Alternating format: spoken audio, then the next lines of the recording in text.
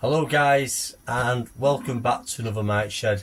I'm not gonna lie, this is my third attempt at this video tonight. It's a bit uncomfortable actually, because obviously I said I was moving the shed in my last video, which I've done successfully. The shed's still solid, it's standing. I know it's been moved 4 times, this shed. Fucking as sheds go, it's solid. This was put in by Stretford Sheds. I don't even know if they're even going anymore. Nearly 20 years ago, so solid. But yeah, anyway, so it's really difficult to do a video because my mental compass of where the shed was, it's kind of throwing me. I'm facing in the wrong direction after all these years of doing videos. Anyway, as bizarre as it may sound. So I was just going to get my foot back in the water of a little pickups video. Oh, fucking hell. I need to just check and fucking turn this on. Honestly, yes, I'm on. Things don't change. So a little pickups video, and I fucked up. Because I've done the video, this is the 3rd time I've tried to do it with something going wrong. I opened a parcel that had turned up. Okay, so this parcel was from Jed, my mate, and anyway, what I'll do is I'm gonna start off with actually, should I start off with this Jed? I'll start off with this Jed stuff, with my mate stuff. So he sent me a t-shirt. It's a Nightmare on Elm Street t-shirt. It is actually pretty cool. So these things are handy. I can wear them in the shed. It looks the part. Halloween's coming. Goose is getting fat. So it'll be a nice little Halloween tee to chuck on there. He sent me some films. Again, it'd be nice to have pulled them out of the bag, but you know, it is what it is. Land of the Dead DVD, which I've probably got on multiple formats. The Thing DVD, the new take. I'm not a massive fan of this, but I've only watched part of it. Maybe it needs another revisit. The cover's cooler than the original, though. That's what I will say. I do like that cover. And then a real weird one that is probably getting most of my interest is Dark Heritage. I don't know what this is, if it's Italian or something, or French or European, with some really creepy looking characters on the back.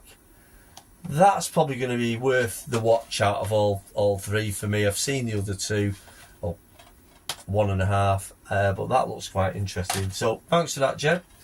It's a good way to get my taste buds adjusted to getting back into doing videos. So next up, as I said, I was watching. Well, did I say that in my last take of the video? I can't remember. I was watching Retro Import Gamer doing some pickups, and you know, every time there's a, you know, like all of you, I see you opening stuff, and it just gets me hungry to get looking and rooting and finding stuff cheap. But I do like the fact some of you guys unashamedly go to get repros, clones, or as I know them, you know, my generation, knockoffs. And so I bought a bundle of knockoffs that they turn up. I always hope that they're going to be of a really good quality, and they never are. But that said, I was watching a YouTuber the other day that I cannot find again to show you. You'll find him. Just search quality. I don't know. You're all grown-ups. I was trying to find this guy again, but basically what he did, he went on Ali and he found Sega Mega Drive games with pretty decent covers, best quality covers, because a lot of them have this, as I'll show you in a minute, the real glossy boxes and pretty naff print artwork. But there's a couple of companies out there, you know, you pay a little bit more and you get decent prints. Because again, you know, you know, I wouldn't be even looking at these places if it was just affordable. I want to buy the original games. I just can't afford it. And especially this year, things have got... I mean, don't get me wrong, I will pay for something that I'm really after. and I know it's rare, and it was expensive before this year. I feel like this year things have just got fucking out of hand in collecting stuff.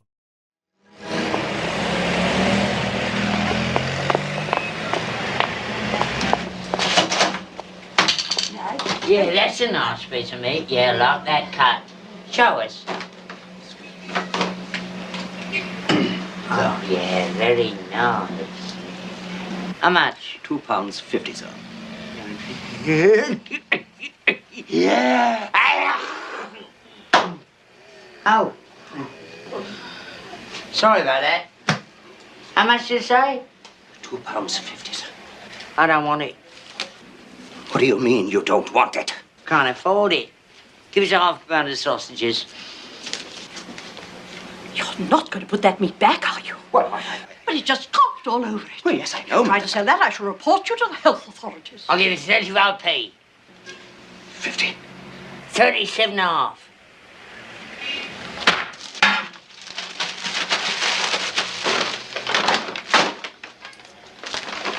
Hope you enjoy it, sir. Oh, it's not for me. It's for the dog. Afternoon, ladies. This is where I'm at, and I'm buying shit from AliExpress. So the one game I wanted that I did already own, I do own already, I think I've give it away actually, was the Forgotten Worlds. This game, despite being like some of the best artwork you'll ever see on a video game, this game is really nostalgic to me from my childhood on the arcade. It takes me back to a really fond summer memory that I've probably mentioned in one of my earlier videos in Newquay and Cornwall. You know, Forgotten Worlds, Sidearms, Marble Madness, Dragon's Lair, Firefox, you name it. There's a whole fucking arsenal of games that were just absolutely mega in the arcade, and in particular one particular summer in my childhood. And I want to buy this, but like I'm not paying 50 quid for a pretty naff copy of it, when I can pay £5 for a really shit copy. But again, this is, you know, it was just an impulse buy, and I just thought I'd chance my arm in the hope that I wouldn't get the glossy case and the shit print, but unfortunately I did. But yeah, I got Forgotten Worlds, absolutely brilliant game. Again, for now, it's a nice shelf filler. Ideally, there's a whole collection of games I would like for the Mega Drive. There's a lot I've got no fucking interest in, and I won't pay more than a £5 for. But there's a lot out there that I really want, and I want the originals. But in the meantime, for a stopgap, one night I just went on an AliExpress binge, and I got Forgotten Worlds. You also notice with these things, guys, the covers are always the cartridge graphics are always stretched and elongated. But I went for the Japanese art on this. I don't think there's much difference. Probably the back cover, the British artwork, UK or American artwork won't be like that. But yeah, Forgotten Worlds. I also got Gauntlet, which is an all-time classic. Love the sort of Frank Frazetta, Boris Falaggio artwork on the cover, but the reverse on the Japanese is shit. You know, it could be like Mahjong or fucking Scrabble, you know, looking at that. But yeah, I just it was a game, but I've never played this on the Mega Drive. I've only ever played it on like Spectrum and arcade, and like, you know, like I've got on here Gauntlet now. I've got on the Xbox Midway Classics, even though I thought it was Atari, but I digress. So yeah, Gauntlet. And then I followed that up with like one of my all-time favourites on the Master System, the absolute ultimate arcade game, the legendary, again, never played this. I don't even know what it looks like on the Mega Drive. I've not even put it in the cartridge yet. I only ever played it on Spectrum, which was a very sad time. I got it on the Master System, where to me it was arcade, and I absolutely loved it, and I was absolutely brilliant at this game in Secret Command, and it is Outrun. And that's not a bad print. It's not a bad print. It's got the NAF gloss, but again, as a shelf filler for now, it's great. I didn't even know this was available on Mega Drive, I'm not going to lie. Even though I had a Mega Drive, I don't see Mega Drives from conception to inception. I don't know, it just rhymes. I've no idea what this is like on Mega Drive. I've yet to find out, but I just needed to own it immediately, even though it's like 3 weeks to turn up, which isn't bad for AliExpress. So Outrun, again, the cartridge probably stretched and elongated. It's painful. I know it's painful. It's shameful and it's painful. And then I followed that with Turbo Outrun. Again, I've never played this on any platform, know nothing about it. I knew it existed. Really shit print of that. Again, I'd love the original if one exists. I'm not sure if these are just like ports off of a... I've no idea. But I went for the Japanese artwork and everything, and it kind of paid off. It gives that sort of late 80s, early 90s, wandering into your small traders video game store, seeing the layout. Again, awful. So I was disappointed, and like I said, did it say before, or was it another video? Honestly, there was a guy on YouTube recommending some really good places, and I was really impressed with the cover printouts. And again, maybe a £5 or more, £4 or £5 more, definitely worth it if you're going to go down the bent route of Mega Drive games. But the whole trigger for me going to get a bent Mega Drive game was because I don't know if this is legit or not. Did this get released on Mega Drive legitimately? I can't seem to find anything. Or is it a port off the Amiga? And that is the absolutely classic Spectrum Commodore game, by Palace Video, which still boggles me now. The distributors of Evil Dead, and I think Evil Dead 2. And a few other absolutely classic. On his basket case is the brilliant Barbarian with the absolutely sexy and stunningly beautiful wolf on the cover.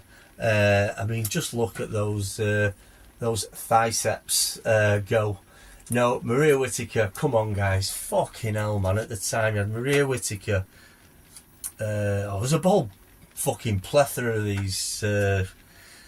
these babes at the time, but like Maria Whittaker was one that absolutely blew the socks off everyone with this cover. Fucking how many people bought this just for the cover? That's what this is.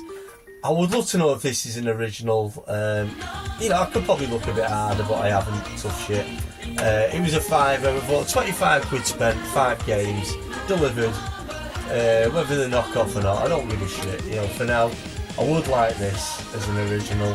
Again, I think it's just a port off the Amiga.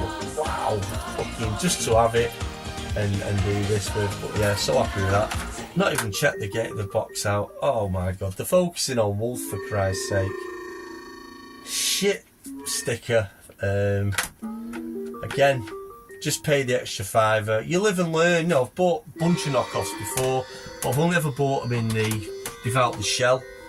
And this particular trader sends really good copies, really well stuck on stickers. That's Xenocrisis. Really good, that guy. Maybe I should have chanced the box out of him, but he just wasn't cheap enough. Anyway, so that's Old Habits Die Hard. We're still recording. I'm going to make this quick in the last one. And again, this is just to get the ball rolling, get me used to doing videos. And it has been a good few weeks or months, I'm not even sure.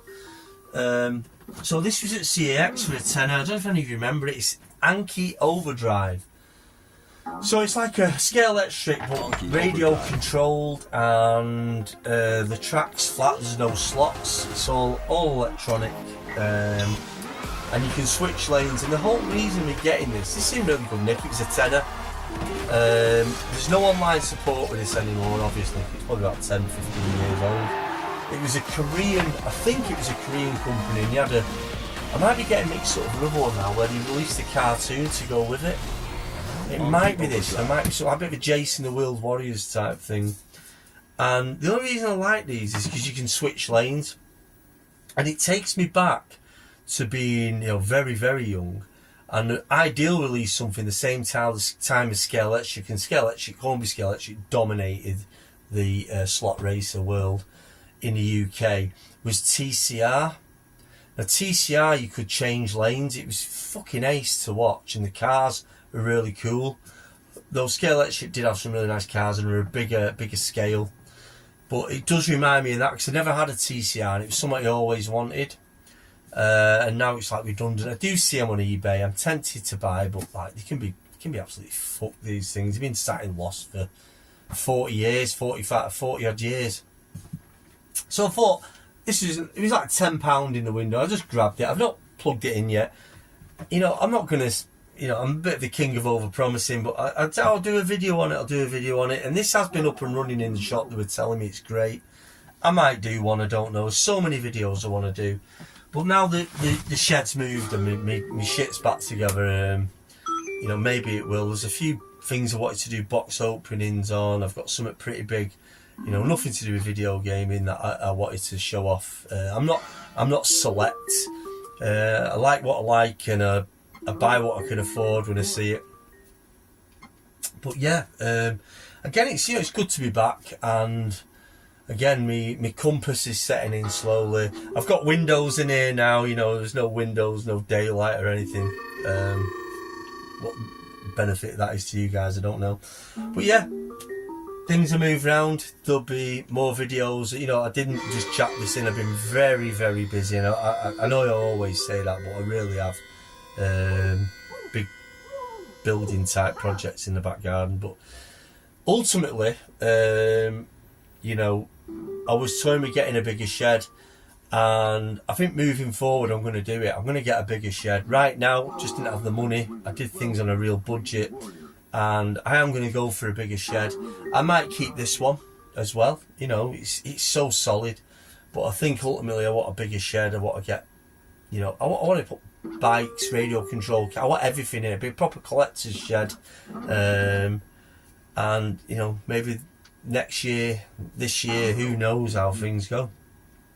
So hence all the moving around. But yeah, it's great to be back and just getting my foot back in the water and getting on with it, and just doing this for the fun of it, really. I don't really give a shit about anything else. It's just a bit of fun.